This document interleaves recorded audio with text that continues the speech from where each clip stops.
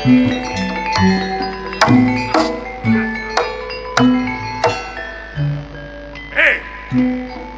kampung kabeh. Nek tak lego lilo gak. Ayo. Cakalan. Aduh. Lekane aki. Wong kampung kabeh nek gak lego gak lilo. Ayo. Papaken lagune.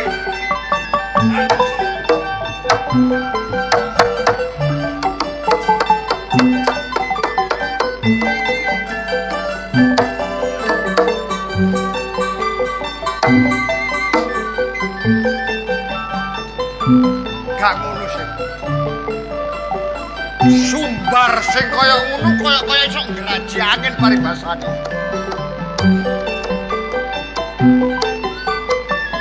Awakmu sing gawe ontran-ontran nang tlatah Lamongan gini, Bro.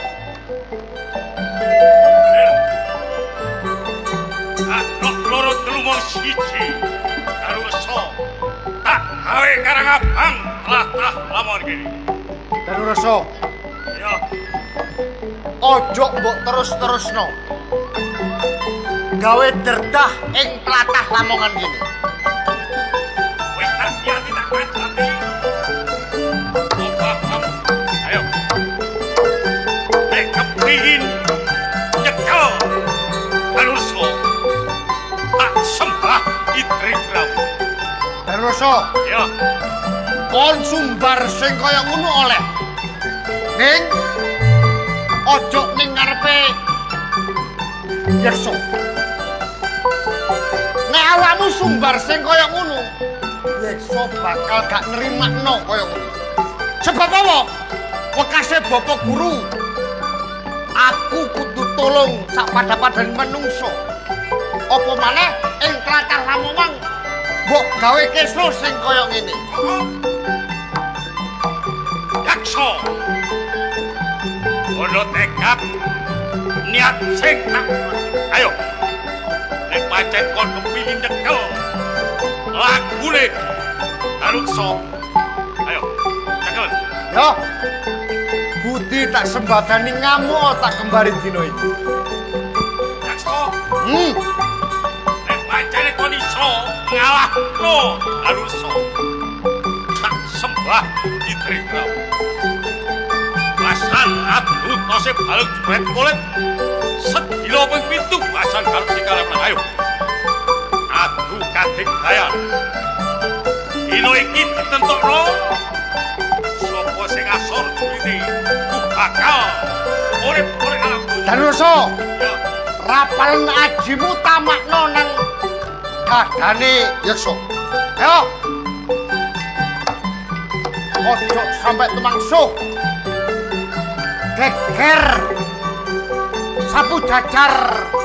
Danusa antara Yekso. Ojo nganti keplayu nek gorong ana sing kalah. iki ayo. Aku kadek daya.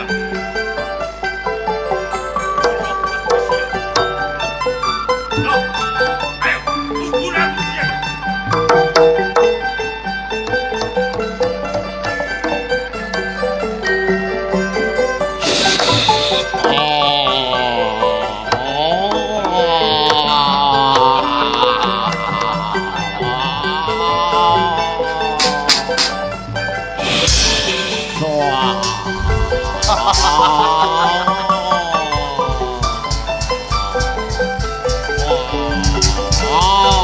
Tak pikir awakmu duduk kok sembarangan kan.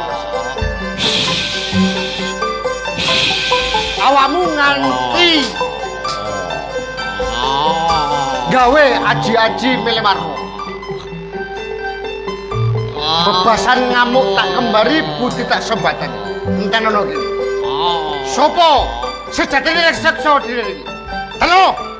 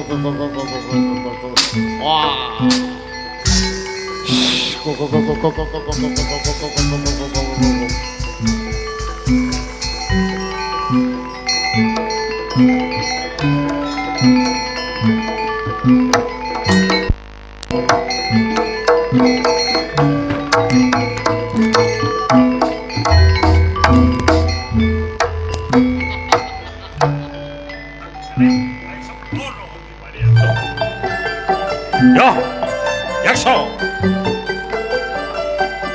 Tak rewahi konco karo Bondolo mati. Sedina mopot paling pitu. Harus kalah harus semenang.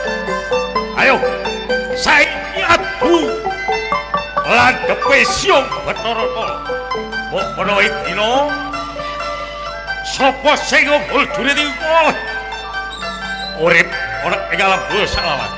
Karuroso. Ya, Kene tak elingno. Ojo mbok terusno gawe kisru ing tlatah Lamongan. Yakso. Tak liati tak kajati. Kapan boyo iso gawe rusuh tlatah Lamongan kene. Nek ngono, gak ono loro telu sing dadi pepalangmu ya, Yaks. Bener. Ayo. Ayo, saiki aku kadigaya. Nek pancen kaya ngono, mundur rong jangka. Tak tamaki ajian babak pengantol. Ungalo dadamu, nek pancen kono digdaya kuasa, gak tegas tapel palune pandisi sare geren. Iso ngalor aku tak sembah gelamamu. Sing hati-hati kon. Out! Was! Motor.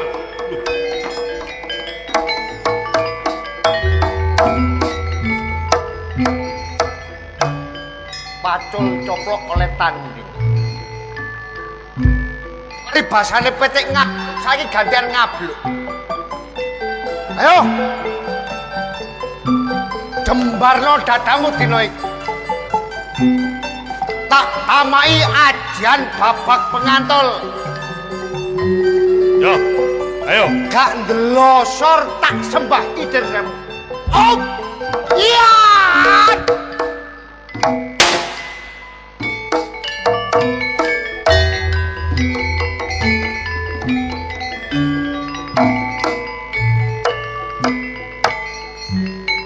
Paribasan pendekar.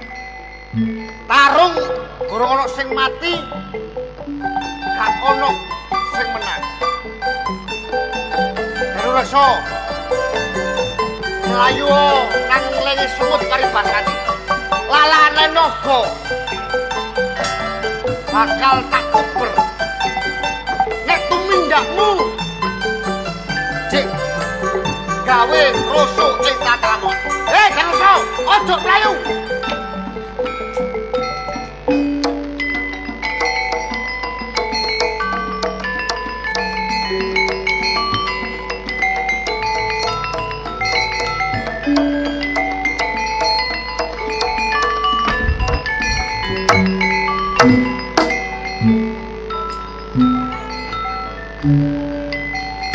tibale yaksa gak kena didoli sembrono kandel temen kulite iki ngadepi mungsuh sing kaya ngono ya kiriwikan grojogan lalang carang saka pucuk perkara gedhe semburi sisan gawe wong latah lamongan kabeh ayo cekelani Danusa nek iso nyekel Danusa tak sembah Idridamu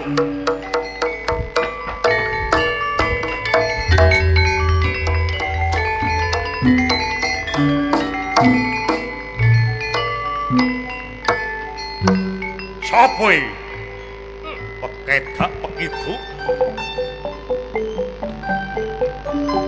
enak anggonku Sumbari yaksa wong sak tlatah Lamongan dadak awakmu sing medhenges nang ngarepan iki pawongan sumbarmu kaya iso mecah-mecahno jagat malang-malang kaya walang sing pamer sotang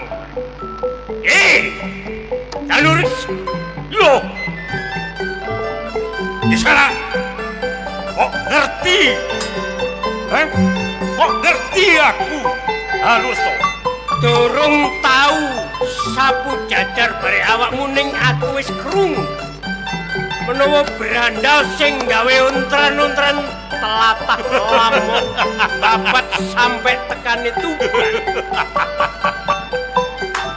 tak hati tak kajati kapan koyo aku iso golong tlatah Lamongan gak lego gak lilo wong sak Lamongan kabeh kudu tak rikes dadi sini oleh kon dadi berandal sak liyane wilayah Lamongan tapi nek kon mancik bumi Lamongan aku tumenggung Lamongan aja aku tumenggung nek pancen untep Lamongan ayo Danusa sapu jajar ngadeg karo Danusa nek iso ngalahno tak sembah Idridamu ayo koyok lanang ijeni sak jagat Danuris ya ayo kon nek gawe untran-untran telatah Lamongan aku sing ora saiki tak takerbe suntaan ajimu sono ilmumu kabeh adepono iki lho tumenggung Lamongan gak peduli awakmu temenggung wis tak niatak aja unggalo dajamu kepin weruh kandele kulite tumenggung ayo tamakno ajamu sing hati-hati kok wos wah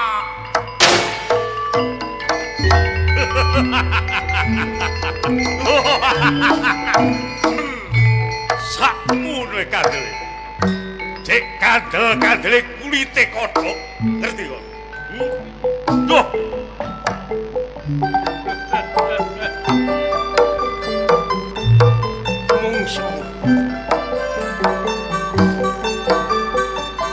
aku ngerti sing rapal iki mau ajian lebur sekedhi ning isih tataran sing kaping 3 dorong bisa mbiblek kulite tumenggung Lamongan ayo madu iki dino awakmu leleno ya aku kok semene awakmu ojo gawe ontran-ontran wis iki tak diangkat tak terus opo sing dadi karepmu ayo temenan yo Danuris yo ngono wae oleh kon ngadepi penduduk kawula sak Lamongan oleh ning nek kon ketemu barek tumenggung Lamongan Ibaratnya macan ketemu Wes, gak peduli. Ayo, Sultan kadek kalian kabeh. Ayo. Tak hadaran. Seronto Yudha, Seronto Petik Yudha taruh. Lasan Petik Geten Kabluk. Sopo sing bakal adep alune? tak ungkuline kuat. Ayo. Aku gelem nyembah pinter. Gadal. Terus. Terus.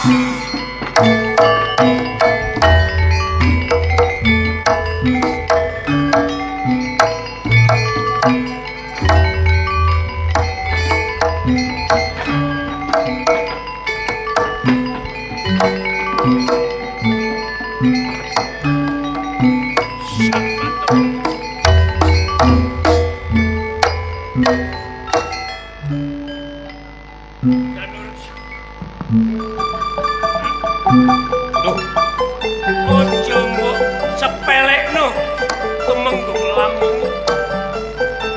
Gusti Tumenggung, kula nyuwun tabahe pangapunten ingkang kathah.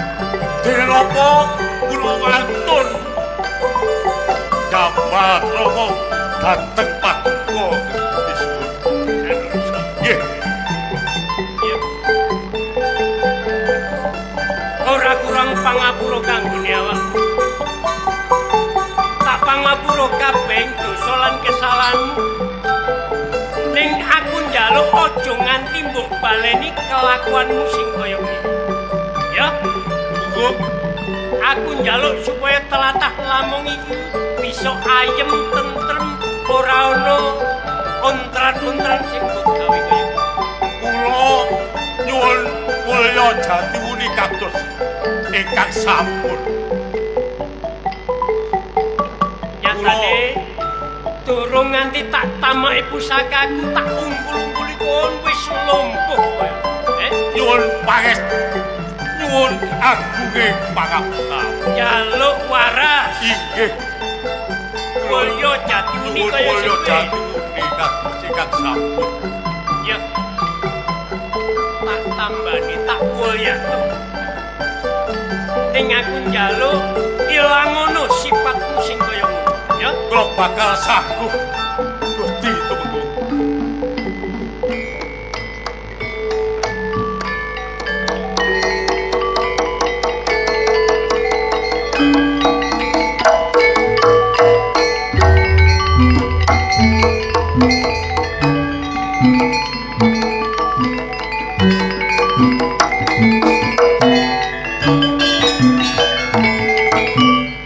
Matur suwun sanget kula. Danursi. Saiki apa sing ana sak jeroning atimu? Gagasanmu sakwise awakmu tak pulihno kaya sing Kula saderenge matur kula nyuwun agunge pangabsane rumiyin. Dene napa kula wantun nyayah wantun dalam balakrama kalih paduka. ngene Danursi. Nggih, Ora akeh sing tak jaluk manyang sliramu. Ya, nggih. aku njaluk supaya wilayah Lamung iki tetep ayem tentrem ora ana rubeda. Ngeten kula badhe matur kalih paduka. Iya, Nek rilekol semono kula pun gadahi panem, gadahi pemangkin. Sok sinten mawon sing saged ngawonaken kula. Sok sinten mawon ingkang saged nyadaraken kula. Kula bakal suwita dhateng ingkang nyadaraken kula, ingkang ngawonaken kula. Kula badhe ngawula. kowe bakal bekti marang Inggih, kula badal anu ngawula dhateng paduka Gusti. Danursi. Nggih. Ya. Tak tampa nek sliramu wis duweni pamikiran sing kaya kowe saiki tak angkat dadi abdi ana ing katemunggungan wae. Matur suwun ingkang sak Ning ngene, kata-kata. kowe ora susah sowan ana ing Pendopo Lamongan. Dados mengaten. Wis saiki bali yo. Uger siji welingku aja nganti kowe tumindak candala sing kaya. Kula saguh. Inggih. Rewang-rewang ana tentremno. Laladan ing Lamongan. Dados mengaten Gusti Suwun. Ya, sawaya-waya mengko aku sing bakal teko menyang papan patuh. Wis ngerti? Inggih. Eling ya. Inggih. Kula badhe eling-eling kados sak lawas-lawas. Yen kaya ngono Nggih. tak tinggal luwih. Pikiran sing luwih jero nek sekirane awakmu tetep dadi berandal, mengko aku sing ngadepi awakmu. Oh, dados mengaten.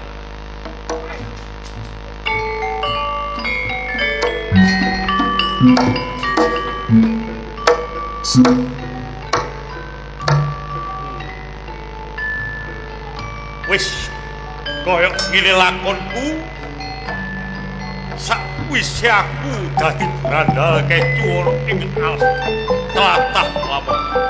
Dene apa? Gak kira gak ngono sing ngalahno aku sing ngadaro aku mung Temenggung Lamongan ya ta. Wis dadi sanggupu, wis dadi tekadku aku bakal sadar tak bali nang bali pomaku metuhi keluargaku.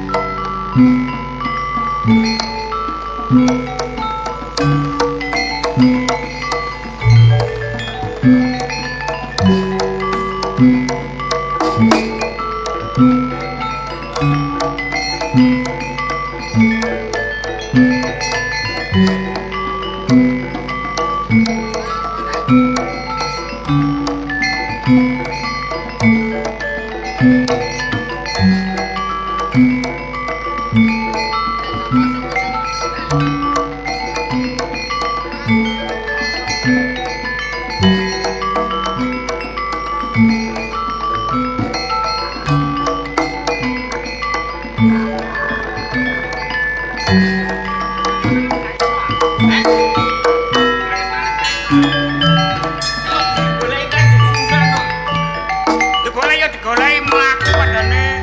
Engko nek iki ana wong terus Kanjeng Sunan metu. Goleki terus muring-muring ndi?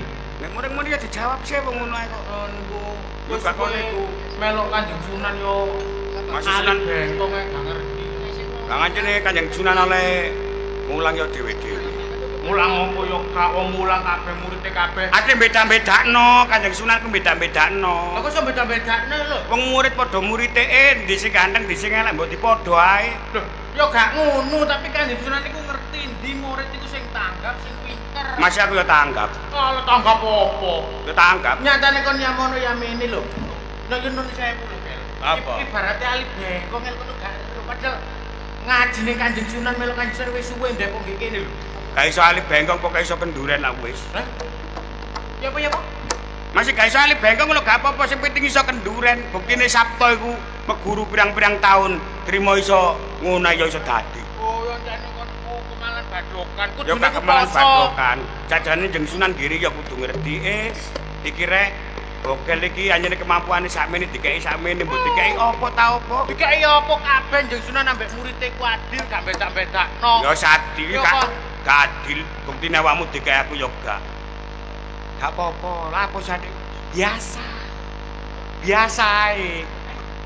Kok awakmu kok atik ngomong-ngomong adat sih? Masalah aja atik ngono aku lak izin sih. Sing pinter iku awakmu dudu aku. Nah, apa sih adik kan? Oh, jadi nyembah-nyembah gak oleh. Kau nambah aku konco. Iya, biasa aja karo koncone dhewe. Mang mula kon niku nek yo ngene iki lho. Jeneng sunane pilih kasih. Pilih kasih asline. Kan buntute. Noleo. Kenger gulune kenger. Siap, brak. Siap oke. Gawe tegal lo. Balik kanan, brak. Balik kanan. Iya.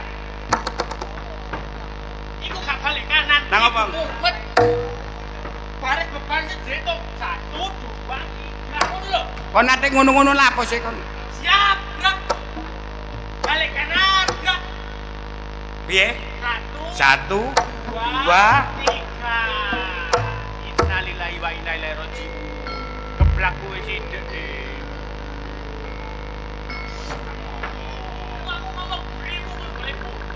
Bogel antarane Ipan tak sawang kait mau kok olehmu geguyonan katon gayeng. Iki lho, bocah guyon nang temenan lek guyon iki sing nemen guyone sampe jebul nopo. Guyon ya guyon ning ana wayahe ana nggon-nggonane. Sing hati-hati. Aja nganti gawe cilakane liyan. Niki yo, Apa oh? anu jebul nopo mau. Wah,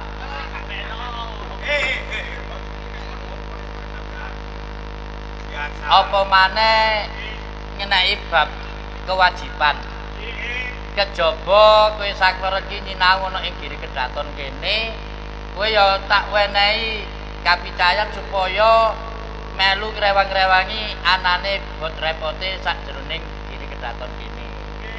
Apa ngiseni kolah, apa wayahe masak, apa kanggo resik-resik pesantren, apa nyepakne sing bakal digawe ngaji, kuwi tak pasrahno marang kowe sakloron. Blumbang. Gone wudu, gone resik sesuci. Alah kok jeding ngoten mawon lho. Ya jeding iku lek sing nuk jero kamar digawe adus, iki jeding. Lek kanggo santri akeh bareng-bareng wudu bakal salat jamaah iki jenenge kolah. Niki disunake nyel mawon. Nek ngomong tunyar-tunyur dadi. Lah. Sing tak jaluk sing ati-ati babagan omong saomong. Guyon kena ning aja nganti gawe gelane liyan nglarani atine sepadha-padha. Merga wong ngajiku kaya sing mbok aturne wau ora perkara bab huruf, bab aksara, bab alif ba ta. Senajan to ngajine pinter sundul langit, yen senengane nglarani atine liyan iku diarani durung tutuk marang tujuane. Dadi wong Islam senajan ora bisa ngaji, ora ngerti alif bengkong paribasane, ning yen wis apik marang liyan, becik marang sepadha-padha yaiku sing dadi tujuane wong sinau agama. Nek tak ibaratake yen agama iku pawon, sing diarani akhlak utawa kalakuan kang becik iku sing dadi suguhan ngarep. Dadi agama niku ibarate pawon. Pawon. Dapur ngoten nggih. Dapur. Dapur niki elek dijunan. Elek yo urip. Dapur apa maksudnya? Dapur niki lho. Maksudnya dapur pawon. Kaya begagas pawon, kompor, dandang, sobluk iku begagas pawon ora didelok kanggo wong liya, sing dideloki suguhane masakane. Agama iku pawon, aja mbok tutu-tutuno marang wong liya. Agama iku urusanmu karo pangeranmu. Sing dadi tujuan utamane yaiku akhlak sing becik. Kaya dawuh Kanjeng Nabi, innama buistu li utamima makarimal akhlak. Tegese napa dijunan? Setune aku diutus ana ing alam donya iki kanggo nyempurnakno akhlak kelakuane manungsa. Mangkane ning Al-Qur'an ana dawuh Bismillahirrahmanirrahim. Laqad kana lakum fi Rasulillah uswatun hasanah. Uswatun hasanah. Uswatun hasanah. Uswatun hasanah. Bogel Ipan. Uswatun hasanah iku aksara siji. Loro kang manunggal dadi sawiji diarani contoh kang becik. Tegese yen kowe kepingin dadi kelakuan sing apik, kudu nyontoh kabecikan sing ana ing anggane Gusti Kanjeng Nabi. Ngono maksude Jeneng Sunan iki. Ngene ya, Bogel karo Ipan iki siji gawe loro gawe. Ing dinan iki Jeneng Sunan Giri iki arep ana pasewakan ana ing Demak Bintoro. Ning aku ana siji gawean sing iki tak arani wigati ya wigati diarani ora ya ora. Dina wingi rikala dina Sukramanis ya Jumalegi, aku arep mangkat salat Jumat. Ning aku katon ana mbok rondo mbabat kang lagi ngenang kloso. Aku mampir dilalat cekake cerita bareng aku bali pusakaku kang aran keris kala welangku kari ana ing omahe mbok rondo mbabat. Mula sing tak jaluk keringetmu sak tetes, sok sapa sing gelem mundhutake pusakaku ana ing omahe mbok rondo mbabat, aku bakal nedha nrimo banget. Apa kowe wong loro, apa salah siji, sak karepmu sing penting aku iso bali nang pasewakan ning Demak aku bisa nggawa pusaka kala welang. Amin. Nuwun sewu. Kok sak derenge nyuwun. Iya. Kula niki pripun nggih? Kurang purun mawon. Nanging pusaka menika pusaka kang ingin gawan kalimat liwat. Iya. Pinten-pinten borono percaya napa kalih kula? Dadi sing mbok wedeni iki kuwatire kadung tutup kono Terus boten percaya borono. Terus pundi? yen kowe Ipan. Nah niki price percaya nek price kula kan boten menawi kula ngeten. Price pun kula nggih purun mawon kadang.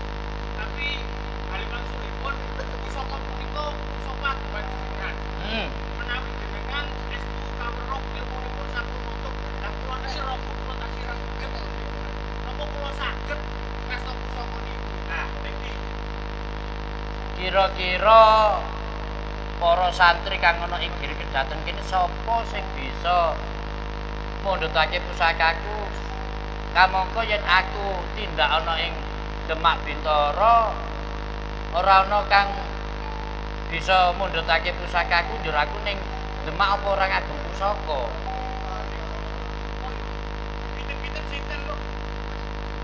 Jenengan kanjeng sing langkung sepuh langkung pas kita kula malih bogel Yen aku mangkat dhewe ana ing mbok rondo mbabat sing tak kuwatiri, titiwanci aku kudu ana ing Demak iki malah ora tekan. Kuwatire malah kesuwen. Kamangka kowe sakloron iki siswaku kang tak percaya ora tak anggap kaya murid, malah tak anggap kaya keluargaku dhewe.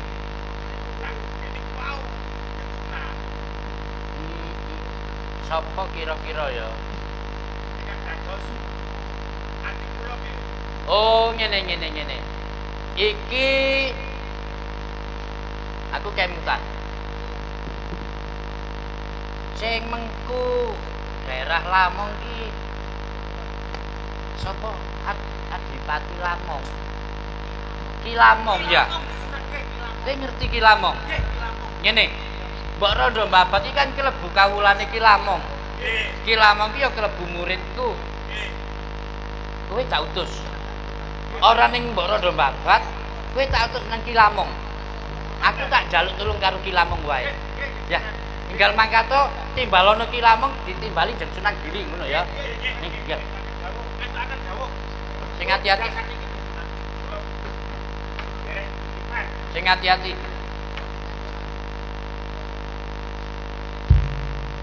Pancen bener yen to Ipan kelawan Bogel ki ora wani mundhutake pusakaku kan kari ana ing omahe mbok rondo mbabat. Ya ana bener. Nanging yen aku ora ngasta pusaka kala welang ning Demak Bintoro mendah dene.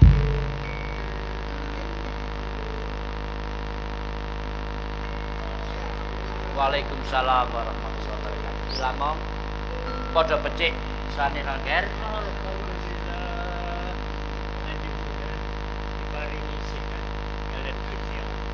para kulawarga, anak lan bojomu apa ya padha wilujeng? Alhamdulillah sami Bagas waras. Waalaikumsalam. Ngapunten. Iya. Ketiwasan piye, Gar? Lamong mboten wonten. Loh, Yo terus kowe saka omah iki Lamong. nggih. Ora ketemu. Mboten Lah iki sapa? dari mantang apa? Ini Kok selipan dalan ku Nyuwun sewu, Bapak Sunan, Hmm. ingkang diutus ini kata. Bocah Lari-lari. saklor niki tak utus nang omah sampean supaya nyusul budal mrene. Mboten usah disusul kula gojek dhewe. Oh, boceng. Kok malah gojek. Arep resik-resik Ayo ndi? nang ndi mburi wis resik kene ae durung. Kowe mau mau wengke ngarep kene penting. mau ngarep kondo yen penggaweanmu ning mburi wis mari kabeh. Mari. Yo, aku tak caturan karo Ki Lamong Kene gak usah nang mburi. supaya kowe bisa dadi seksi.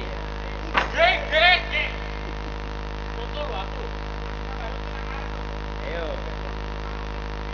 Ki Lamong, Inggih, Bapak Sunan. apa muridku sakloron ki wis matur karo sampean bab perkarane sampean nganti tak timbali ana ing giri kedaton. Babar pindah kula mboten kepanggih kalian kekalih siswa menika, Bapak. Simpangan. Simpangan. Iya. Dadi durung nganti omong-omongan. Ngene Ki Lamong. Aku tak cerita titik kaya sing wis tak aturake marang muridku sakloron ki mau. Ngaten iki.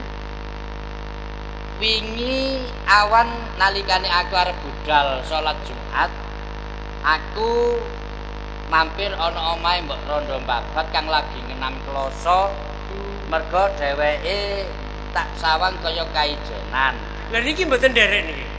Iki mangkat sak bibare aku. Ora salat Jumat. Kula tansah. Lho. Waya Jumatan tertanggapan iki lho Iki nyambut gawe donya sing dipentingno. Kudune lak ngibadahe diselakno titi wancine yen bibar nyambut gawe, bibar ibadah nyambut gawe lak ngono mesti. Nggih. Kedahipun ngaten Bapak Sunan nggih. Lajeng no. Cekake cerita pusakaku ki kari ana ing omahe Mbok Rondo Babat kang aran Pusaka Kalawelang. Dina niki aku Pangapunten, pusaka menapa? Kalawelang. Karawelang. Nggih. Nah, dina niki aku katimbalan sowan ana ing Demak Bintara kapurun nderekake pasewakan agung para wali.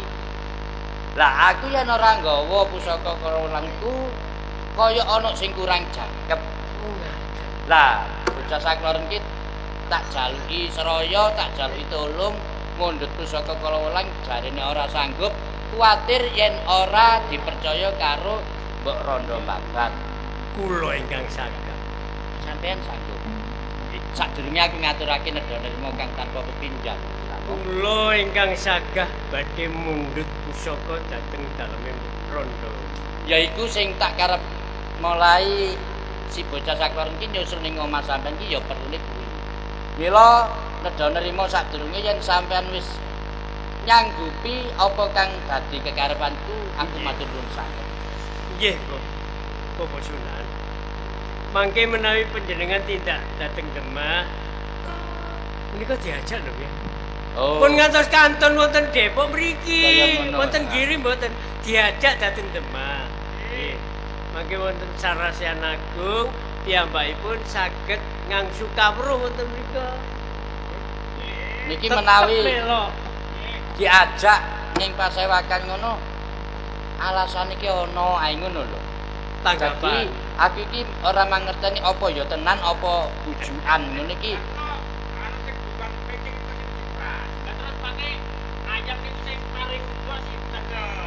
Mau alasane jare nikahan besok. Lah ngono. Nggih nggih, Bapak Sunan. Ki Lamong. Kula ingkang saged badhe mendut pusaka. Ki Lamong, awit mangkatku marang Demak Bintara iki dianti waktu kudu enggal-enggal mangkat, mula tak Oh, jaluk kringet sampean sak tetes aja nganti kesuwen. pangestu panjenengan Enggal Sunan. budal dinan iki bebarengan kelawan donga lan pangestuku. Nggih, kula ingkang badhe sagah mendhet pusaka wonten ing Mbok Rondo ing. Sing ati-ati tak dongakno muga Pangestu. kalis nir ing sambika. Assalamualaikum. Waalaikumsalam. Ipan, Bogel. Kaya kang mbok keprungu dhewe yen aku ana uleman pasewaken agung ana ing Demak Bintara kapuring ngajak sliramu sakloro. Ayo mula aja kesuwen derekno lakune Njeng Sunan Giri silambi ngrantu tekane Ki Lamong jupuk terus ana ing Mbok Rondo Mbabak. Ayo sing ati-ati.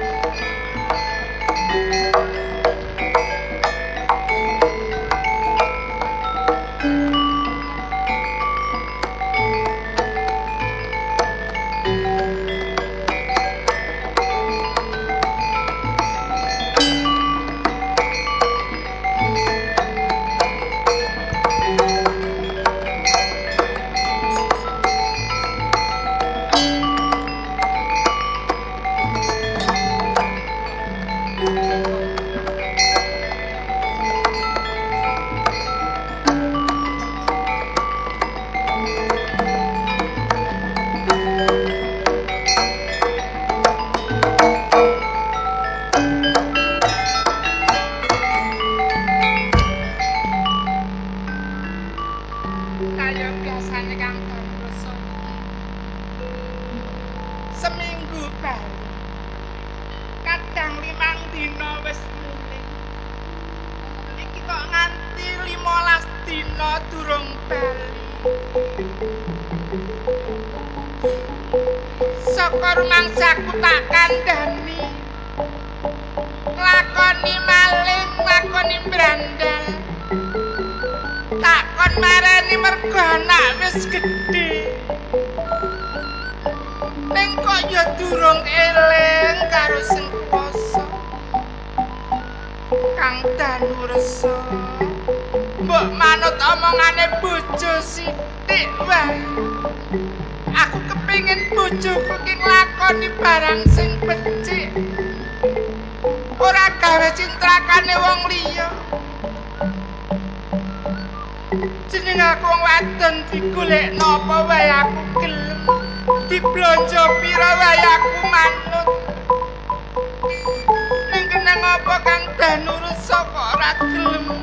Muga omong aku babar pisan. Lah yo padha karo magri anake wedok. Wis gedhi. Umpamane nek sing gelem pengen duwe bojo pengen rapi. Bapake tukang maling.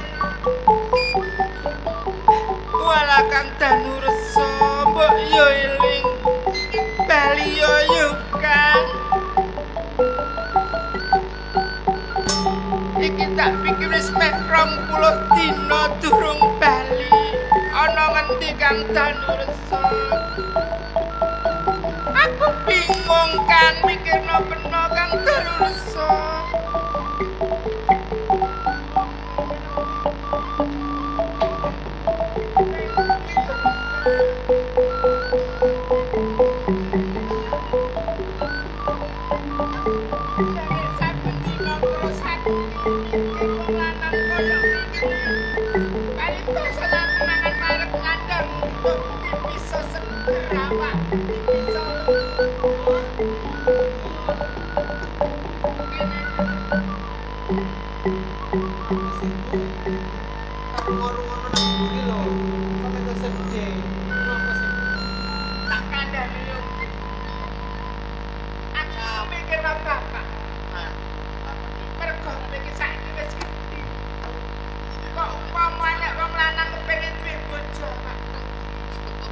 pageran karo tumindake wong tuamu lanang.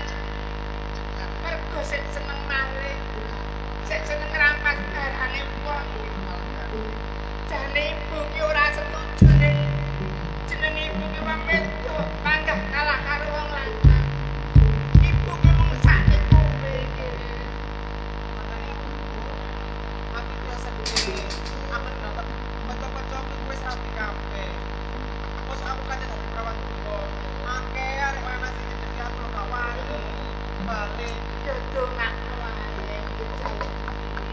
Dongak kae bapakku pindah eling. Kaya wong-wong tangga kepareng ngono kae nyambut gawe sak kathah sak perang. Kaya Siti nek dipangan bisa wareg. Kowe kaya akeh nek kaya ngono ki kok bisa wareg nang.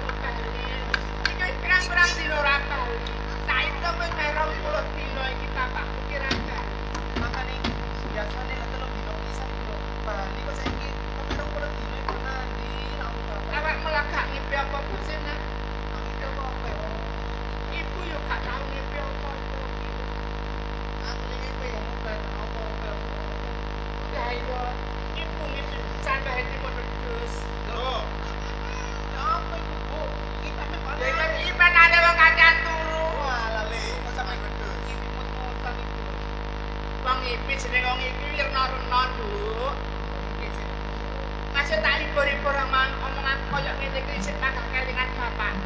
Kok jenenge koyo ngopo ki bojo. Anane anak awakmu yo mergo nek bapak. Tapi bapak kosok kok piye? Agak mungkin. Bapakmu ki nek kate wong wedok ora mungkin senengane lanang padha lanang. Lho? Ojo entek kok mek iku kok.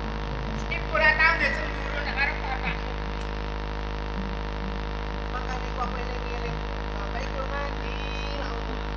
Belum bisa dikumuli bawa jalan biasanya kan biasanya orang pulau gini gak boleh kelonangan ya kok gak eleng anaknya gak eleng aku gak eleng ibu masa umpama nerani di kaya ya wis kali ya gak apa-apa ora tak seneni kok bener bu ini ki apa wong loro ya wis diharap-harap kok ayo dipikir ae bapakmu dadah mulai ben ora kasan nang tengah alas tapi aja dipikir teman-teman bu loro Bu. Awakmu durung lakoni duwe bojo kok. Gawe ngakoni ibu kaya ibu. Tinggal wong lanang nang dina ngono rasane kuwesan. Bener sih omongan ibu. Kalau aku ceprawan lho. Tapi aku ben rapi Bu. Tapi arek mana-mana kok gak wani. Terus aku kudu yo mek. Wis ngene lho. Perkara kuwi rasa dipikir dhisik, sing penting sinau.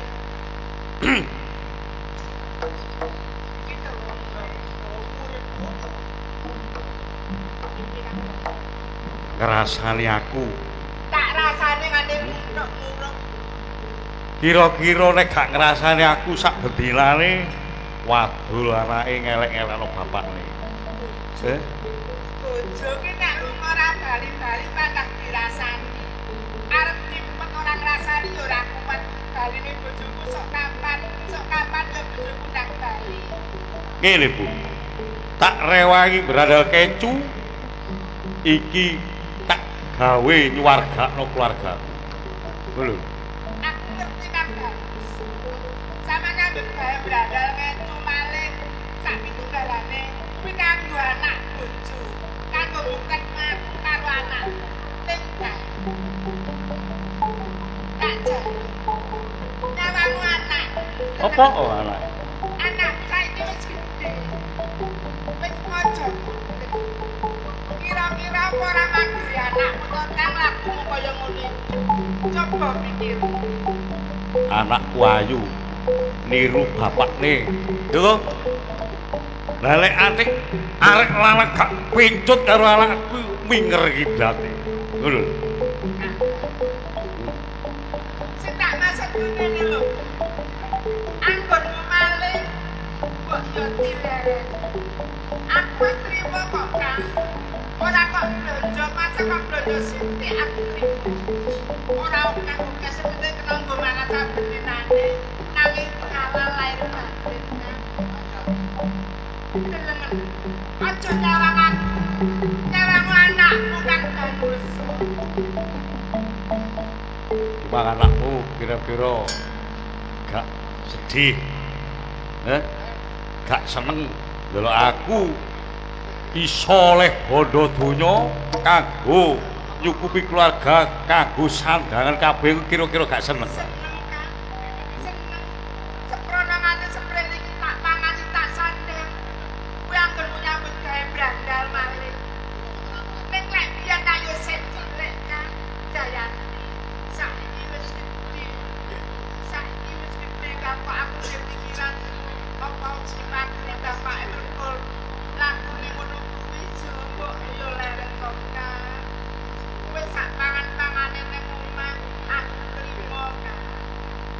Iku temen ta.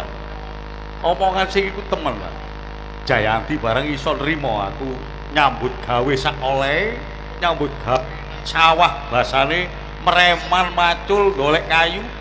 Kira-kira iso nrimo kaya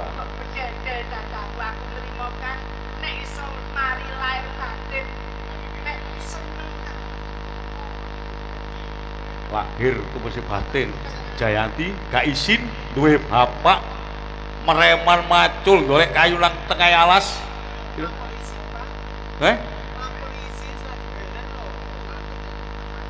Iya. Anakku duwe kaya ngono iki. Kok izin aku sing bener. Iki jumbuh karo angen-angen aku. Bune karo Jayanti bisa ojo kaget. Aku iki wis leren dadi brandal ngecu, dadi perampok. Iku wis leren aku. Tenan Kang Danu. Temenan. Temen aku wis leren, Dik. Aku seneng ati menungso pikirku kan. Ojo kuwatir aku wis leren temen, Dik. Tenan yo Kang. Iya, aku wis leren. Aku tak nyambut gawe sak oleh-oleh. Apa maneh awakmu sekeloro iki gelem nrimo apa anane aku. Tenan ae banget leren yo Kang. Iya. Gelem aku nganti nangis kan. Sampeyan gelem leren. Ojo kuwatir. Awakmu iki wengi nangis lho. Kaya ngene drewesan sampak guru kok ngene awake. Iya sudah. Tak tinggal iku jek ketok menor semok dadak saiki. Sudah kene berarti mikir aku ya. Ya siji mikir bojo pindho narang-narang Kang. Iya ajane aku yo kangen kok Dik. Iya. Ya. Bapakku gelem mari. Wes aku tak leren, aku insap kok. Iya, insap kok. Syukur bae gelem lakoni mangkat. Oh, dadi kaya mangkono. Ya kok menawa iki wis dadi dalanku iso nrimo panduwe Gusti kang akara jagat ya tak turuti awak.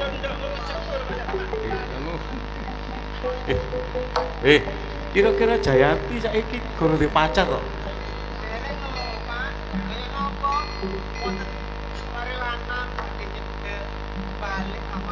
Wedi karo bapakne. Iya. Aja kuwatir, aku saiki wis leren, aku wis isap. Kapan boyo urip mulya sak keluarga kabeh. Babah aku nyambut gawe sak anane. Iya. Lahir batin aku berarti tumur nek ndonga. Aku wis isap temen, aku wis isap kapok, aku wis dadi brandal kecu merampok wis tak lerenane. Oh ya no ya ini hitungane kaya aku brandal kecu ya. Ya dadine kaya ngene. Wis.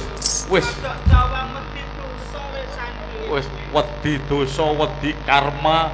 Mbok menawa besok aku cek gak dadi wong sengsara uripku. Gegermu wis kok tulis kapok gak ilok. Sih, delokne gak wis tak tulis kok.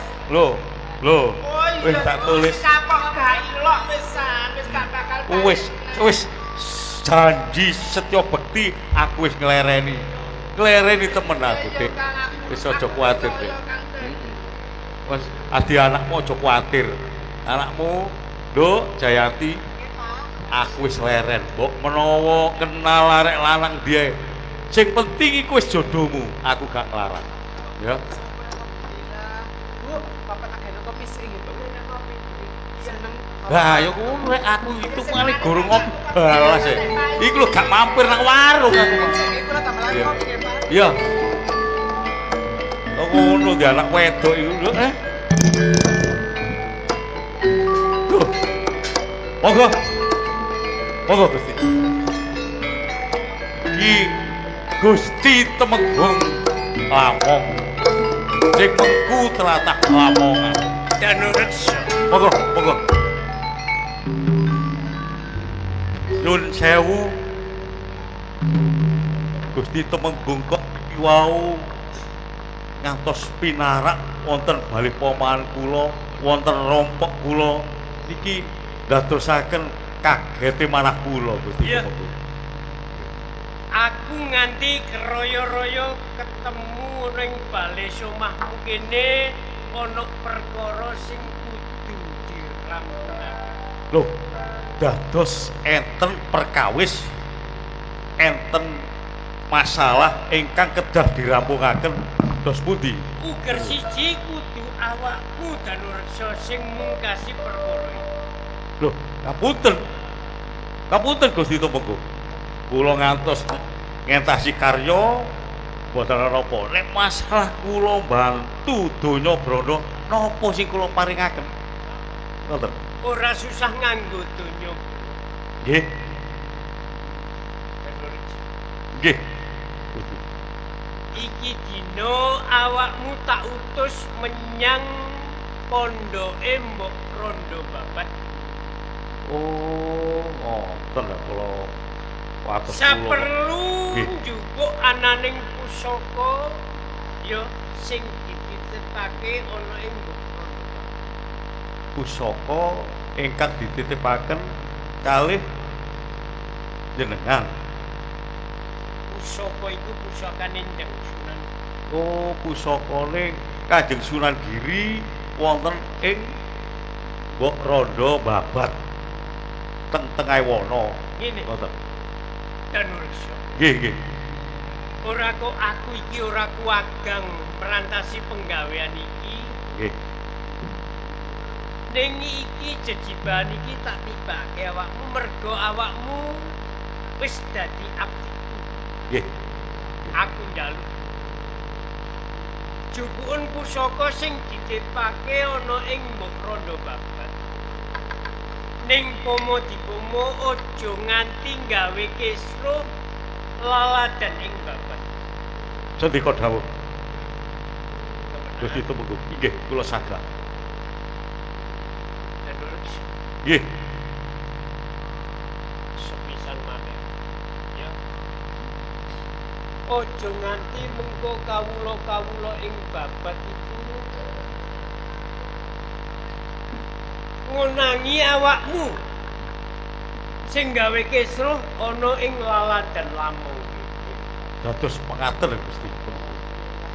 Nggih. Jupukun. Jupukun pusaka sing ditipake ana ing Rondo. Nggih, kula saged. Ngoten. Ya. Dinten menapa kula bidal. Ora susah colok lintang sambung obor paribasane mumpung iki dina-dina sing becik enggal budala tak pangestoni muga-muga awakmu kalis ing sami. Oh, dados. Sing dadi iki bojomu. Nggih, niki rakyat kula. Aku njaluk kringete sak tetes bojomu. Ya.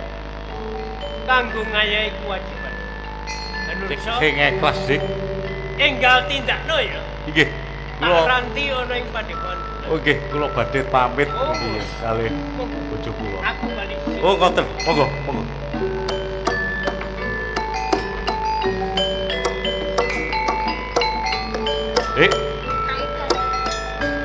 Gurung antara suwe anggonku mulih iki oleh kajaba.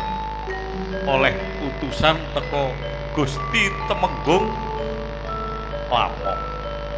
Aku sithik wis krasa wis godho aku ketemu. Tak jaluk gedhe pangamuramu sing jembar segaramu ya. Ya aku bisa sebar segaraku kan kan. Bojoku lagi baik gelem sadar, gelem milih. Niki aku wis sanggup. Iku wis sanggup. Lah nek aku atik blenjani apa sing dadi omongane Gusti Temengku? Wah apa karma apa sing tak sandang? Iya. Wis aja kuwatir. Aku bakal bali nang pamane kumpul karo keluarga. Ya. Tak jaluk tukang. Sepisan iki wae. Aja mati kok baleni. Aja gawe paten kinangan juga. Aku wis insaf temenan. Apa maneh aku wis ngawula. Aku wis ngabdi ana ing Gusti Temenggu kamu. Iya. Wis aku pamit Dik ya. Pamitno Jayanti anakku ya. Ya. Iya.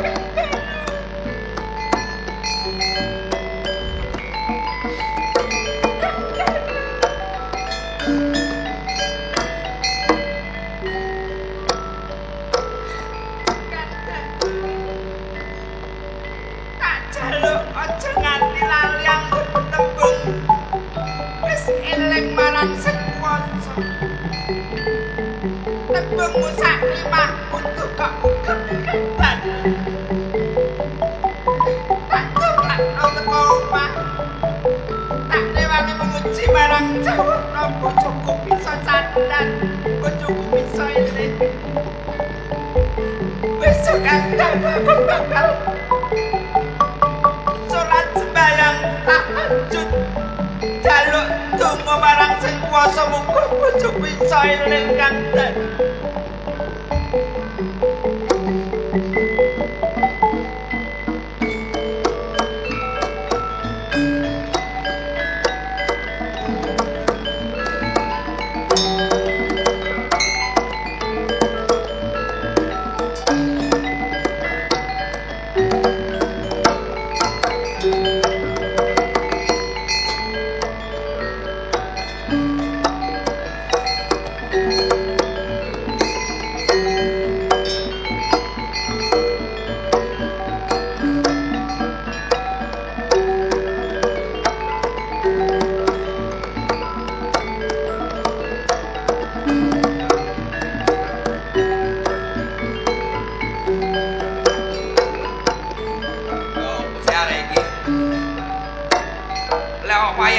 Gaweane klimbrak-klimbruk lemar-klemer kaya tumuhe sewek. Niat nyambut gawe tak gak gembol iki. Bol.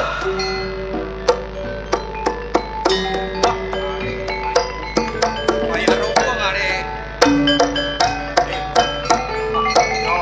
Getun. Aku getun ngejak kon nyambut gawe nang kene. Penuh bengak. Enggak bengok ya apa? Penggawean iki sik akeh, Mol. Penggawean akeh yo akeh rek. Wayahe lho.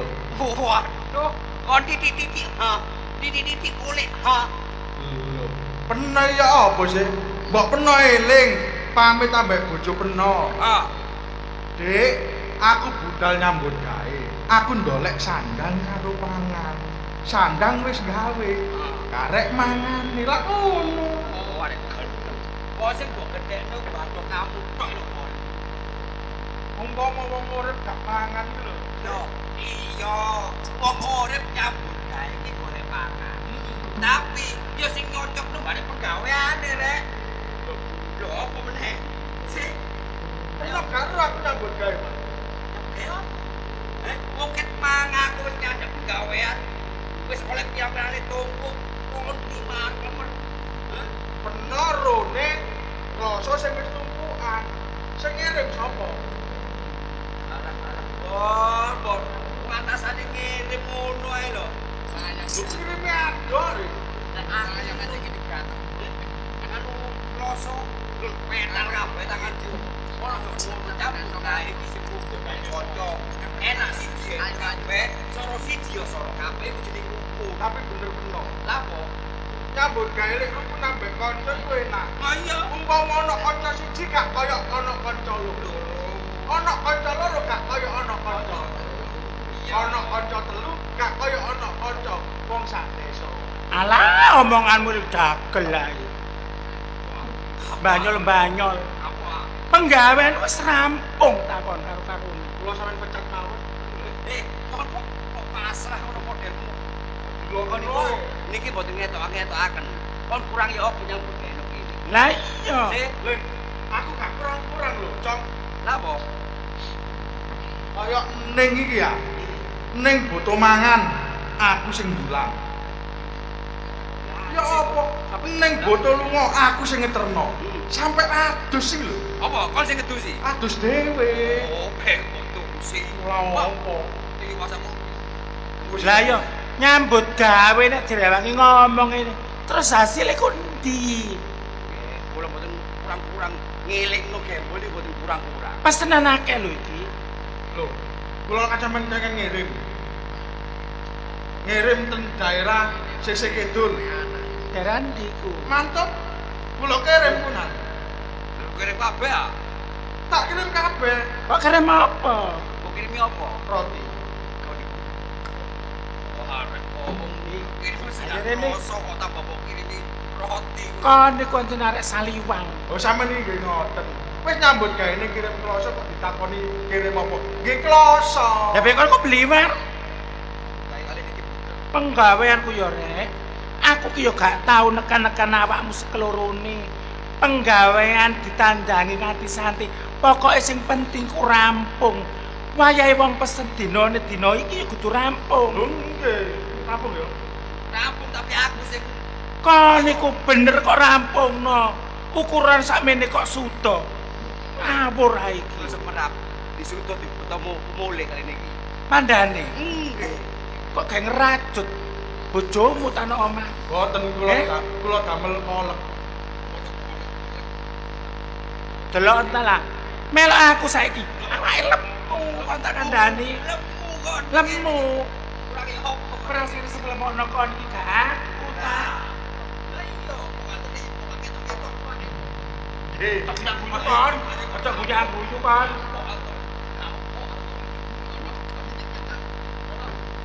Wong dipijeti lho sok aduh lho. temen. Wong. Mah.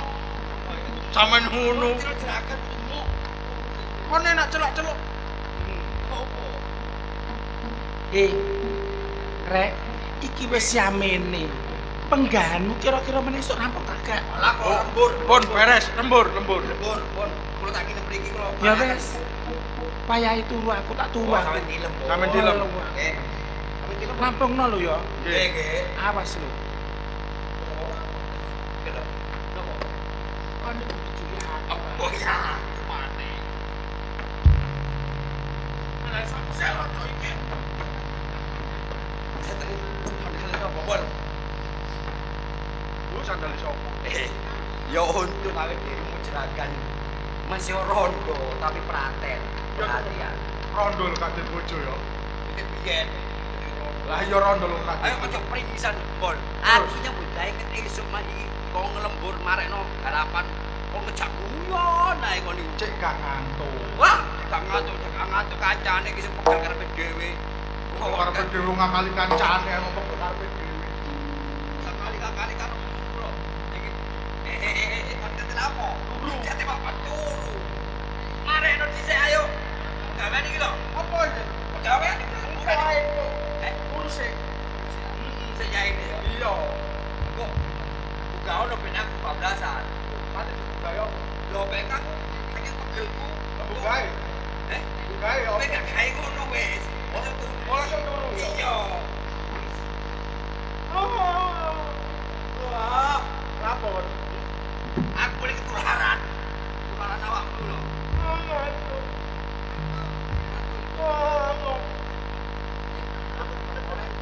Kiri no kiri. Aku dulu. Satu aku. Iya. Ngono lho.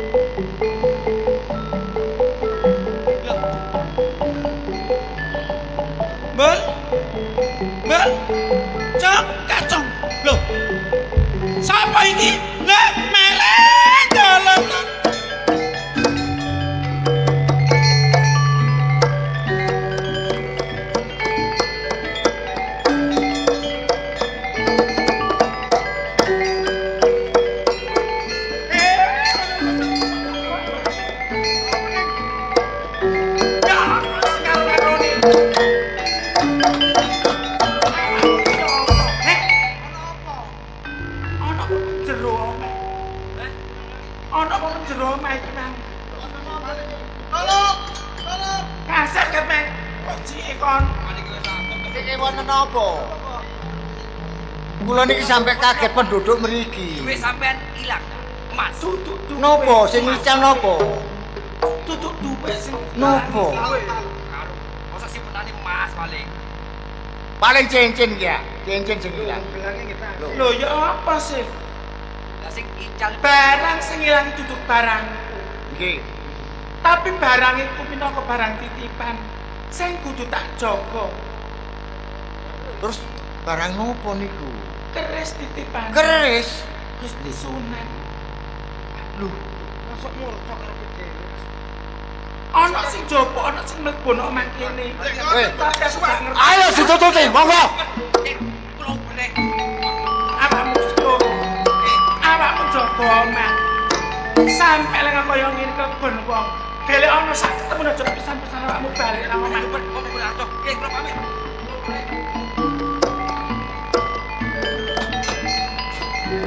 Muka-muka ra timbul karo acuk iso nemokno.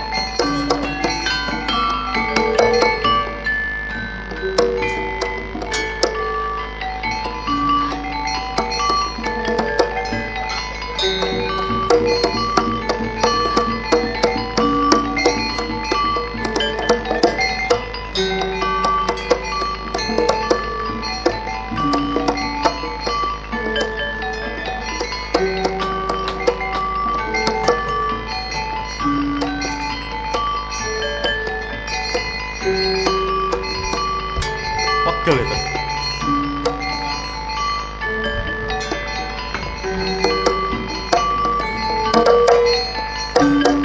Loh. Amongko aku gaya jelelimunan. Kok cek kuwi ya wadiku. Waduh, wong kampung padha ngobrol kabeh. Lho, iki pompong ana sendang iki. Ah, tak cegurane sendang iki.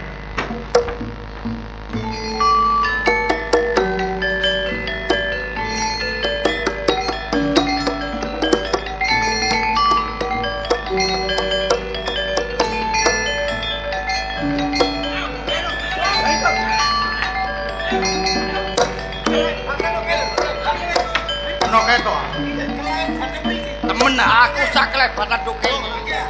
Oh kene iki.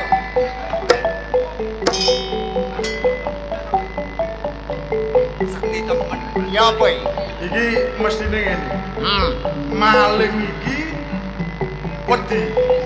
Wedine. Diuber karo penduduk. Ya, terus Apa bloko? kok Roro ilang? Kali. Ono kedung. Ngene kan? Lho iya. Iki ono kedung. Tapi sing aneh-aneh lamun maling iki njegur nang jerone kedung. Tangi lamun ana lele sakmono kae sing antah. Kamangka lele iki ana sikile wonge wis padha mlayu. Mesine gak ngira nang kene. Ayo, terus nobar. Ayo.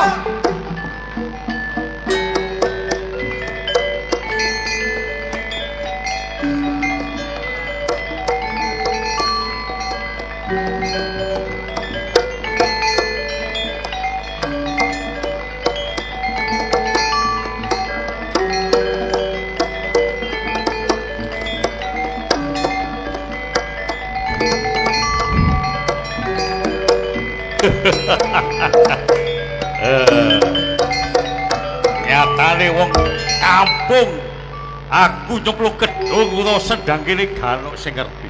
Lho, sing heranku aku wis nyemplung gedung kene kok aku dirobong lele sakmono kae. Lele kok gak wedi karo aku. Wah, nek ngono-ngono lele iki nolong aku aja sampak kuyak wadiku aja sampak aku dicekel karo wong kampung. Wis lele minangka nulung aku iso slamet dadi kepungane wong kampung kabeh. Aku nibakno, sumpah nibakno ipat-ipat sak anak turunku besok ae aja ana sing mangan lele. Loh, sak anak turunku besok aja sampak nganti mangan lele.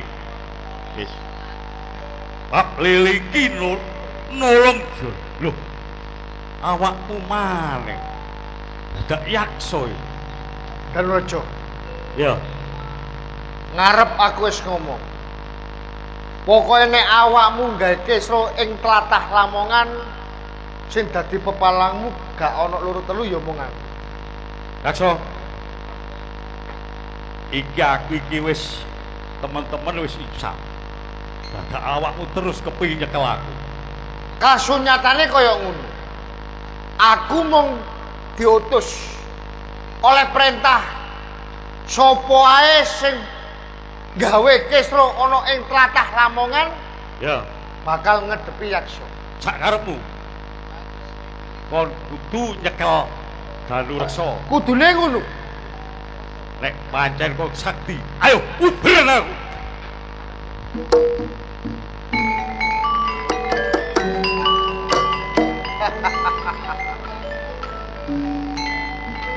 Danureja.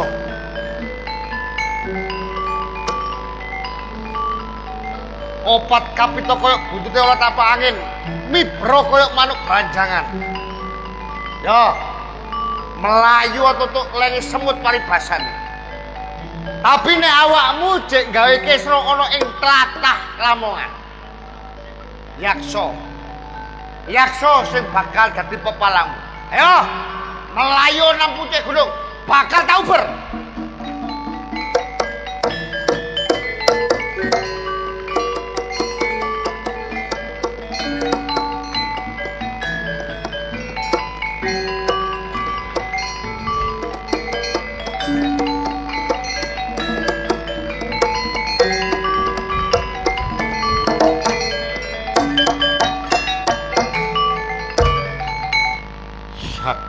teman-teman Yakso.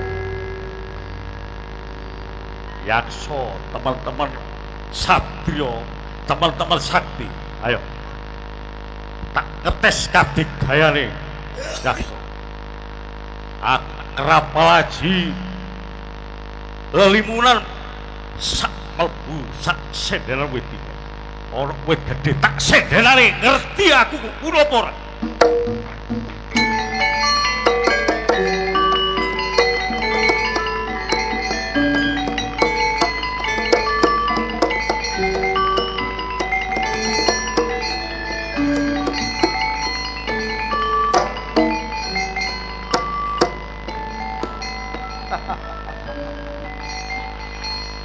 Lalu Rejo, mbok pikir Yakso arek cilik gak ngerteni nek awakmu ana nang sak jerone wit sing gedhe. Tak elingno. Nek pancen awakmu satrio. Ayo. Ayo metu kok. Ayo. Depono sapu jajar marek Yakso dina iki. Yakso. Sumbarmu kaya iso ngraji langit paribasa. Ngerti yen Yakso duweni watak satriya, gak bakal mateni musune saka mburi ning saka ngarep. Nanging yen ana kahanan kaya ngene, kaya ngapa anggonmu budidaya iso mateni pawongan kang aran Danureksa. Danurejo. Parang. Gak goblok-goblok Yakso. Aku barek awakmu tak pikir padha satriyane. Nek pancen awakmu gak gelem metu teko sak jerone wit sing gedhe iku. Gak apa-apa.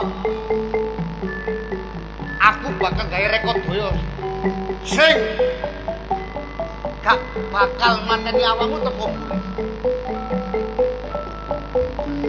Yakso. Nganggo cara sing kaya apa Danureksa ora bakal mundur sak jagat tanding dinane iki. Nanging aku njaluk wektu. Dinane iki aku wal sangka wit sing gedhe. Saperlu masrahno pusaka kang minangka dadi utusane Jeng Sunan Giri. Eling Yakso. Danureksa ugi duweni watek kesatriya. Ora bakal uwal sangka janji. Yo. Yakso ya duweni watak kasatriya sing kaya bakal tak anteni. Nek pancen awakmu wis mari badarno janjimu nyetor keris iki. Ya gak apa. Sak mari nyetor keris depono sapu jajar Yakso. Sebab awakmu cek gawe ontran-ontran gawe derdah ing tlatah Lamongan. Ayo. Yakso, padha-padha watak kasatriya tak anteni. Sampai kapane bakal tak anteni. Entenono Yakso.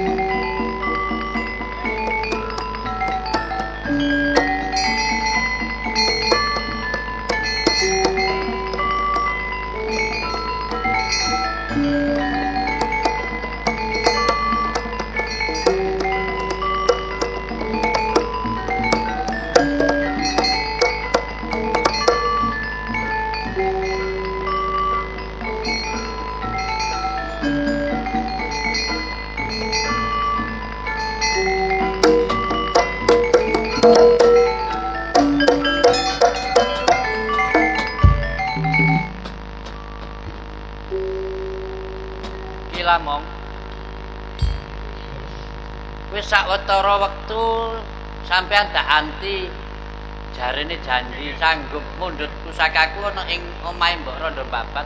Endi pikolae? Pangapunten ingkang agung.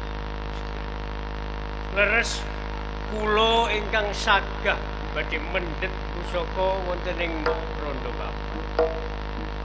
Ning kawuninga kula menika utusan kalian abdi kula ingkang aran Sidanursa mundhut pusaka. Dadi duduk sampean dhewe sing teka nang omahe Mbok Rondo Babat. Sampean utusan marang abdi sampean. Ning kabar kawusanane piye? Lah menika nggih kula bali malih nyuwun pangapunten ingkang kadang nyatane ngantos dinten semangkin kok dereng wonten pakabaran kados pundi Danursa menika. Kilamong, aku ngarep wis kandha yen to aku sowan ana ing pasewakan Demak Bintara ora ngagem pusaka kuwi sajak kaya ana kang gothang. Mula kepeksa senajan to aku durung ngasta pusaka kuwi, aku tetep kudu budal ning Demak Bintara. Nganti aku bali kok isih durung ana kabar kawusanane. Assalamualaikum. Waalaikumsalam warahmatullahi wabarakatuh. Sapa iki? Kula. Nuwun. Kula Gusti Tumenggung. Danursa. Nggih. Kene. Nggih. Kula. Iki sapa ki Lamong? Pupusan inggih menika abdi kula ingkang aran Sidanursa. Oh. Ingkang kula pasrahi mundhut pusaka wonten ing Mbok Rondo. Bener. Iki sinten Gusti Tumenggung? Sunan. Oh. Ki Ngapunten. Danursa. Nggih, Sunan. Ya, Nggih. ora dadi apa awit sampean sik durung nate ngerteni marang aku. Nggih, nggih. Njur nerusi apa kang dadi ature Ki Lamong sampean diutus mundhut pusaka ana ing omahe Mbok. Sampun kula sampun kasil. Kaya iki. Nggih. Coba. Niki pusaka Atur monggo. marang. Terus Ya iki pusaka Karawelang kang Iya. kari ana ing omahe Mbok Rondo Babat sing sampean tak utus. Mm-mm. Boten lepet. Bener, ora luput. Nggih. Mula aku ngaturake ageng panuwun, aku ora bisa maringi piwales apa-apa mung muga-muga Gusti Allah kang bakal aweh piwales marang sampeyan ya Ki Danursa. Nggih, matur suwun. Nggih, Gusti Tumenggung. ngarep yen aku ra wis kandha. Nggih. Ya. Cukupmu pusaka ning Mbok Rondo Babat iki aja nganti gawe goro-goro nganti gawe ontran-ontran kawula sababat. Sampun laksanakaken Gusti Tumenggung. Terus nyatane Kula mundhut boten enten masalah napa-napa. Kula mundhut wonten ing Rondo Babat mriku. Ngoten. Dadi kula mundhut Rondo Babat sak tiyang kampung niku boten enten sesemene. Nggih. ora ana kedadian apa-apa nalika awakmu njupuk ananing pusaka sing ana. Boten. Dadi kula tetep mundhut kan welinge Gusti Tumenggung kan cupuken. Kan ngoten. Cuput adi kula nggih kula jupuk ngoten mawon. Danursa. Nggih. Nanging nyatane kawula sababat padha opyak, padha geger merga ngenani ilange pusaka. Kula mendhet niku wau. Ki Danursa. Mbok colong nek ngono. Ki Lamong pangapura sing Nggih. gedhe. Aku saiki melu takon, Nggih. tak selani apa kang dadi ature Ki Lamong. Sedulur Danursa. Nggih. Sampeyan Nggih, Sunan. diutus Ki Lamong njupuk pusaka iki kanthi Kula mboten kula mendhet mboten bejo ingkang gadah, ingkang lenggo. Adi kula pendhet mawon. dijupuk ora kandha Nggih. tanpa idi palilahe sing nunggoni. Mboten, adi kula pendhet ngoten. Si Mbok Rondo Babat ora mangerteni. Mboten semerep, adi kawur-kawur kula terus maling. Kuwi nyolong jenenge Le. Ki Lamong. Pangapunten. Fokus. Lho, kula ngoten niku nyolong. Kuwi diarani nyolong. Kula menika ingkang nalisir saking bebener. sapa ingkang kecewanya kados mekaten. Ki Danureksa, Nggih. Ki Lamong. Samu barang ki diarani api apa ala ki miturut tembunge. Yen to sampeyan nembung serana apik, serana becik karo rondo, senajan dheweke ora melu duwe, ning sampeyan tetep kudu kandha yen tak utus. Yen diutus Ki Lamong, yen ora kandha kuwi jenenge nyala. Niku wau kula padudon kali yaksa. Terus? Asma yaksa. Atus kula badhe kecepeng kula nemplek wonten wit tapi yaksa sumerep nek kula wonten wit. Kok nganti kowe bisa tekan papan kene? Lah kula majek kula janji kula purun dipejahi nek pun matur masrahaken pusaka niki ugi bolongi wit niku. Iki sak banjure cerita Nggih. kowe bakal bali nemoni si yaksa apa Nggih. bakal tinggal gelanggang colong pelayu? Terus Nggih Gusti Temenggung. ngarep awakmu wis matur karo aku menawa arep nglampahi dalan sing bener, Nggih.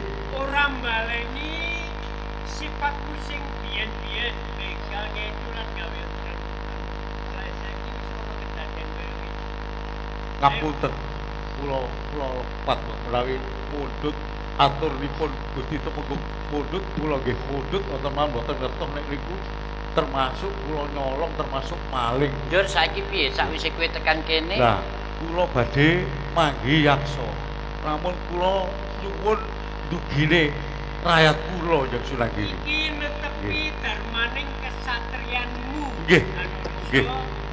awakmu Kula purun dipejahi kali yaksa. Ngoten. ngono. Nggih. Ning awakmu njaluk supaya tekane bojomu. Inggih kula pingin rakyat kula dugi mriki kula badhe pamit ngoten. Arep pamit ning bojomu. Nggih. Ki Lamong.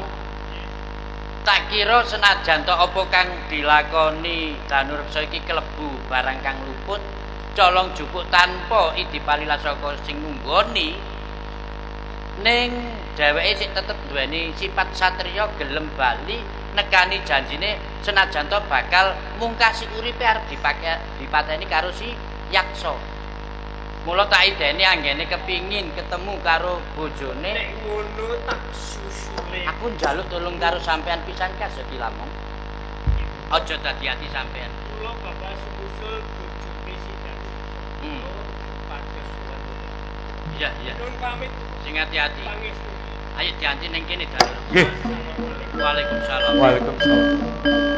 Kula ngapunten yang Aja Sunanggiri. mbok ambali malih. Kula boten ngertos aturipun Gusti Temenggung cukup wonten sak lebete griyane wong rada babat. Lah kula pendhet aja nganti kuwiyak wadin. Apa iki bojomu? Lho. Dek. Niki nggih Sunan. Niki rakyat kula. Kene matur nuwun.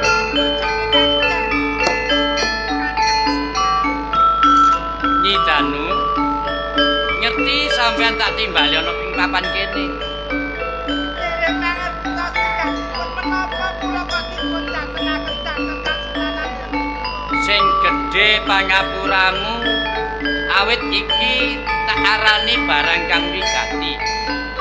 Tegese sampean tak timbali rene mergo iki penjalukane Ki Danureksa oleh kepingin mangkat budal ning ndi dheweke bakal marani yaksa kang bakal mateni dheweke teges dheweke bakal mungkasi uripe dina niki.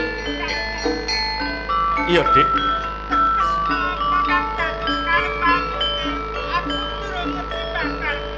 Dek, bojoku, aku njaluk pangapura karo kowe. Lumpurku apa salahku apa karo aku Kakang? Aku netepi jiwa kastramu. Aku kudu metuki yaksa. Aku janji bakal metuki yaksa. Sakwise aku masrahno pusakane ning Sunanggiri. Dek, aku pamit mati, Dek. Danureksa. Kakang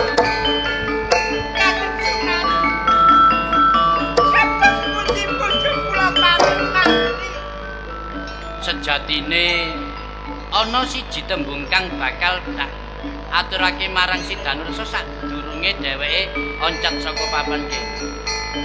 Sampeyan minangka bojone Nyi Danureksa aku titip-titip. Mbok menawa iki wis dadi pestine Gusti Kang Akarya jagat. Sing gedhe rasa sabar sampeyan. Insyaallah iki bakal dadi tanduran ganjaran sampeyan besok aning ngarsaning Gusti Allah. Saiki redene si Danureksa wis lunga saka papan kene, kamangka dhewe bakal tak angkat dadi murid siswaku.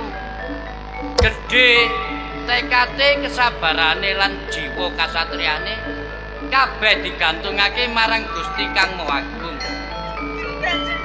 Anggene dheweke gumantung marang ngasani Gusti ora wedi marang ajal kang bakal dipapak. Mula Gusti Kang Maha panggonane gumantung kang sinebut Asmaul Husna arane As-Somad. Danureksa dinane iki tak angkat murid siswa tak paringi aran Abdus Somad kaya mengkono. Ya. Ayo disusul kanthi panjurung donga pangestu muga-muga Danureksa bisa dislametake. Ayo.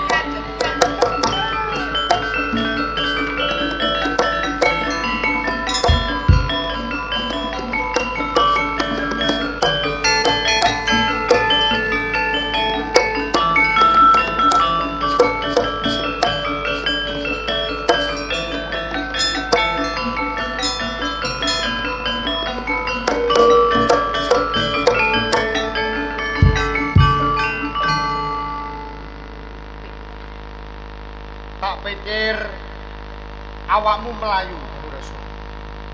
Nyatane awakmu bener-bener kasatriya. Danureksa duduk pawongane sing tinggal glandang colong payu. Danureksa duwe wateki ksatria. Dinane iki anggonmu ngrawoki wit sing gedhe. Nganti katon bolong sing kaya ngene. Mestine gampang anggonmu gawe patining Danureksa. Yaksa. Ya. Aku gak bakal dadi pengkhianat paribasan.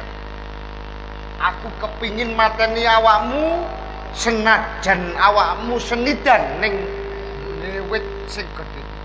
Ning ayo. Iki wis titiwanjimu.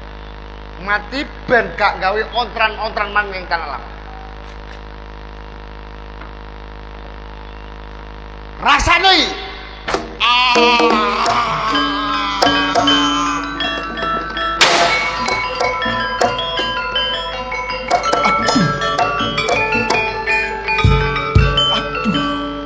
Aduh Gusti. Gusti kula nyuwun pangapura Gusti. Asyhadu alla ilaha illallah wa asyhadu anna Muhammadur Rasulullah. Danureksa. Danureksa. Danureksa. Danureksa. Danureksa. Innalillahi wa inna ilaihi rajiun.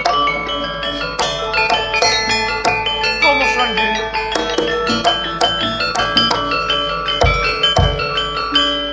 Yaksa, Nggih Rama Sunan. dadi melayuku saka kadon arep lancang anggenmu merjaya marang si Danureksa wis ora ketututan iki kabeh dadi takdir lan pestine Gusti. Ngapunten Rama Sunan. Mitut ature si Danureksa kowe kang gawe ontran-ontran ana ing Lamongan bener apa ora? Nggih Rama Sunan. Kowe saiki dadi saksi. Senajan to Danureksa iki biyen dadi wong elek, wong maling, wong ngecu, brandal, ning pungkasan umure dipungkasi kanthi kalimat syahadat ateges dheweke wis nemui urip kang husnul khotimah.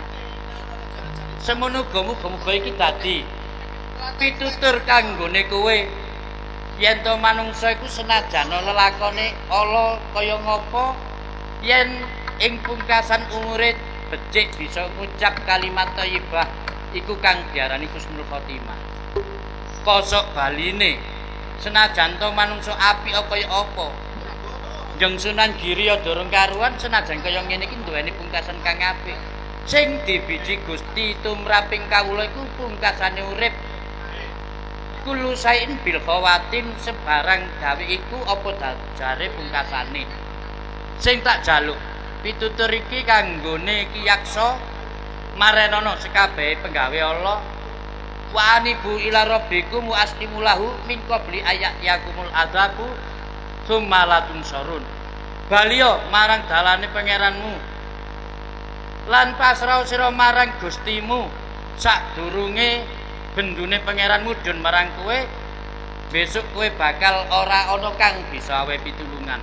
Rama Sunan Giri kula ngakoni luput Gelem mertobat kula dipidana minapa mawon kula sanggup Rama Sunan. Gusti wae awe pangapura tumraping kawulane kang gelem mertobat. Apa maneh mung sak Darma Sunan Giri kok arep maringi pidana marang kawula kang wis gelem nglakoni luput. Muga-muga Gusti Kang Maha Linangkung awe pangapura marang sliramu aja pati-pati kowe nglakoni barang kang ala maneh dadi dalan kang becik. Ngapunten Rama Sunan. Kula kepingin nyuwita peguru ing Rama Sunan Giri. Lahir batin Nggih Rama Sunan. kaya mengkono. Nggih. Yen ngono kowe tak tampa dadi anak muridku mesanggra ana ing pesantren Giri Kedaton. Nggih Rama Sunan. Mila kanthi balike yaksa marang dalane bebener wis mungkasi kabeh lelakon iki ya gara-gara gegere Lamongan, gegere Gresik sakiwa tengene awit sangka pusaka keris Sunan Giri.